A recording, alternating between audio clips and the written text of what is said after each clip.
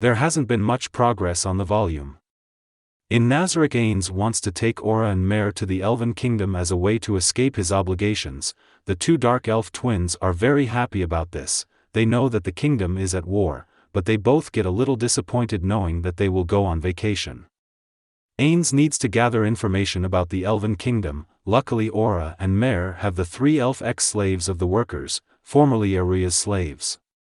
Ains orders the elves to meet him at the 9th floor cafeteria, where we are introduced to the chef. There hasn't been much progress on the volume. In Nazarick, Ains wants to take Aura and Mare to the Elven Kingdom as a way to escape his obligations. The two Dark Elf twins are very happy about this. They know that the kingdom is at war, but they both get a little disappointed knowing that they will go on vacation. Ains needs to gather information about the Elven Kingdom. Luckily, Aura and Mare have the 3 elf ex-slaves of the workers, formerly Aria's slaves. Ains orders the elves to meet him at the 9th floor cafeteria, where we are introduced to the chef. In the cafeteria, the elves are served drinks to make the conversation more comfortable. Ains then goes on to announce his wishes to go to the Elven Kingdom and wants them to provide him with information. The elves tell him everything they know about their kingdom. Ains, using magic, explores the country of the elves with Aura and Mare. Magically discover the location of the Dark Elf village by following the directions given by the 3 elves. The elves asked Ains for his wish to remain in Nazarick, and he grants them. The Elf King is introduced to us in the middle of the volume. The Elf King managed to have a daughter who turned out to be a strong girl, but she is not in the realm of heroes. She is close to reaching that level. He tries to strengthen her through combat. That's why he gives her some items. The theocracy sent the scripture of Holocaust to the great forest of Eveshah to assassinate the Elf King once and for all. Instead, they run into the daughter of the Elf King. It seems that she was able to easily kill human soldiers using only a bow, but they managed to kill her. The Elf King was observing the combat. He is present before the members of that scripture. He does not fight personally. He uses his monster Behemoth. Note, this creature is strong. We are mentioned in the extra, the Vampire Princess of the Lost Country, where he killed 50,000 individuals when he appeared. The Behemoth kills the captain of the Holocaust scripture and some of his members, but not all of them, as some managed to escape. The Elf King did not act out of revenge. He wanted to avoid taking the magical items from the corpse of his useless daughter. He had to avoid losing his magnificent bow. He lets the mother know that the girl died in combat, implying that she should give her more children like that. The woman cannot bear the pain and decides to commit suicide by throwing herself from a considerable height. The Elf King doesn't mind this. After all, how the strong aren't impressed by the weak committing suicide. Upon reaching the outskirts of the town of the Dark Elves, they run into Lord Ankylorsis. He is a monster whose strength is estimated to be that of Hamsuk. Aura captures that bear and will cause the creature to attack the Dark Elves. The bear fulfills his mission. In the end, he is sacrificed in the town at the hands of Aura, revealing that his intervention saved the Dark Elves. Aura returns to inform Ains about the status of the Dark Elf village. Ains hoped that the Floor Guardian would make new friends. Instead, she turned them into her followers. Aura ordered the Dark Elves to prepare a welcome fit for a king. Ains asked Aura to establish friendly relations with the Dark Elves from now on. Before entering the village, Ains realizes that Mare might be ridiculed by the Dark Elves for wearing female clothing. He tries to make her understand the benefits of wearing male clothing.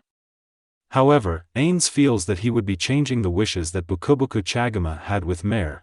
If she were there, she would be scolding him, or so Ains imagined. At the end of the volume, the survivors of the Holocaust scripture inform the higher-ups of the theocracy of their failure in the assassination. The cardinals wanted to end the human-elf conflict by employing a blitzkrieg, yet that tactic did not work for them. They have no choice. They will have to mobilize their greatest fighting power to the conflict by issuing the order to send the extra seat of the Black Scripture to the Elven Kingdom to annihilate the Elf King. This time it will be an all-out war against the elves. The theocracy must rush to finish off the elves. They must prepare to prevent the Sorcerer King Ains Ul Gaun from expanding to other countries. In the last pages of the volume there is the appearance of Zeshi Zetsumei, pleased to abide by the current order of the cardinals. She remembers her mother, it was still fresh in her heart. When her mother was still alive, she treated her very badly, as Zeshi was the representation of the Elf King's rape. Her mother mistreated her and excused herself that this was training. The cardinals of that time witnessed those harsh training sessions. They warned the woman that if she continued like this she might end up accidentally killing Zeshi, but the woman refused this. Seeing that the woman was willing to kill her daughter, the cardinals decided to separate them to stop the abuse. That ended up affecting little Zeshi, her personality twisted.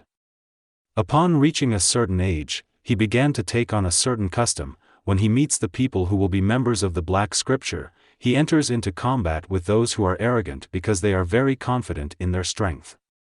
It could be said that Zeshi's role is to lower their arrogance. Yes, in these fights he uses all his strength that practically leaves them on the verge of death. He argues that this is a kind of training, he acquired this from his mother. These members of the Black Scripture develop a terrible fear of her, which is why the cardinals try to keep her away from them. The end of volume 15 states that Ains, the Elf King, and Zeshi will fight in the next volume. Important volume points. There is a possibility that the Elven King is a descendant of players, but he is not listed as a demigod/godkin. From his words and deeds, it is possible that his father is a Yggdrasil player.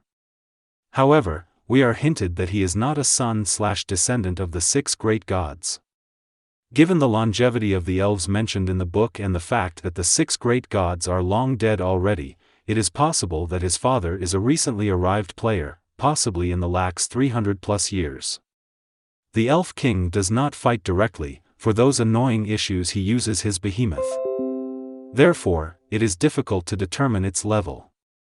Personally, it's hard to believe that the Elf King is level 100. Corpus of the Abyss, undead organization that appeared in the Vampire Princess of the Lost Country, appeared at the end of the book. They are not directly related to the main story, the human-elf conflict, but they are moving in the shadows. Cure Alim Los Malvar, Dragon Lord of the Ancient Coffin, is confirmed to be alive. It does not appear or is mentioned that the Elf King owns any world items or guild weapons, but certainly his bow comes from Yggdrasil as it is a weapon inherited from his father. From the brief description given to the bow it is not difficult to see that it is from the game. The behemoth emerges from the ground, so it can be a spirit of the earth or something like that. It is very possible that it was created by magic or some skill, that is to say that it is an invocation.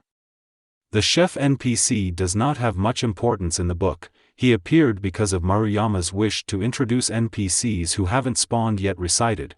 It seems like it's a goal he wants to accomplish before Overlord ends. This time the story is not as impressive as the previous ones, but personally the important thing about the book is the explanation of the birth of Zeshi and the origin of the Elven King. Dragon Lords are constantly mentioned, they will be moving behind the scenes. It is as if we are being prepared for his appearance, perhaps in the next volume, or the others. Saint Dorcas Vision, the Platinum Dragon Lord and his alliance of 6 anti-player dragons are preparing to face Nazarick. It is also suggested that the Theocracy's conflict with the elves had a certain relationship with TSA. I think that this relationship serves to connect everything to trigger an event important enough to be shown by the end of the novel.